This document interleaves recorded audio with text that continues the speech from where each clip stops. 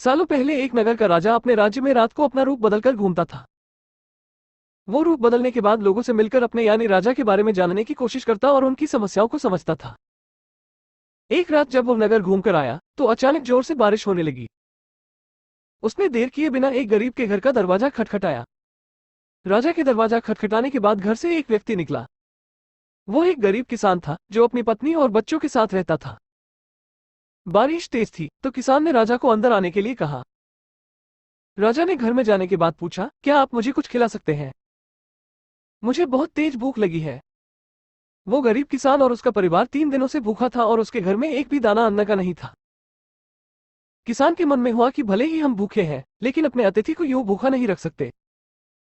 अब किसान ये सोच सोचकर बेचैन हो गया कि अपने अतिथि का पेट कैसे भरा जाए। तभी उसने घर के सामने वाली दुकान से चावल चुराने की तरकीब सोची। उसने सिर्फ अतिथि के लिए ही 2 मुट्ठी चावल लिया और उसे पकाकर राजा को खिला दिया। तब तक बारिश रुक गई थी और राजा अपने घर चला गया। दूसरे दिन दुकान का मालिक अनाज की चोरी की शिकायत लेकर राजा के पास पहुंचा। राजा ने दुकान के मालिक और उस गरीब किसान को अपनी सभा में प्रस्तुत होने का आदेश दिया। सबसे पहले सभा में पहुंचे किसान ने राजा के सामने जाकर अपनी चोरी का इल्जाम कबूल कर लिया और बीती हुई रात की पूरी बात राजा को बता दी। किसान राजा से कहता है कि मैंने चोरी की, लेकिन मेरे परिवार ने उस अनाज का एक निवाला भी नहीं खाया। गरीब किसान की बातें सुनकर राजा बहुत दुखी हुआ और उसने किसान को बताया कि अतिथि के रूप में मैं स्वयं तुम्हारे घर आया था। इसके बाद राजा ने सभा में पहुंचे दुकानदार से पूछा कि क्या आपने अपने पड़ोसी को चोरी करते हुए देखा था? दुकानदार ने जवाब दिया कि हाँ, मैंने इसे रात में चोरी करते हुए देखा था।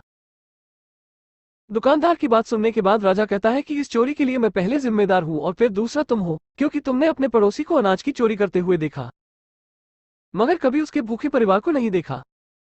तुम अपने पड़ोसी होने का धर्म बिल्कुल निभा नहीं पाए। इतना कहने के बाद राजा ने दुकानदार को सभा से जाने के लिए कह दिया और किसान की अतिथि निष्ठा भाव को देखकर उसे 1000 सोने के सिक्के इनाम के रूप में दे दिया। कहानी से सीख, अगर कोई आसपास रहने वाले मुसीबत में है तो हमें उनकी मदद करनी चाहिए।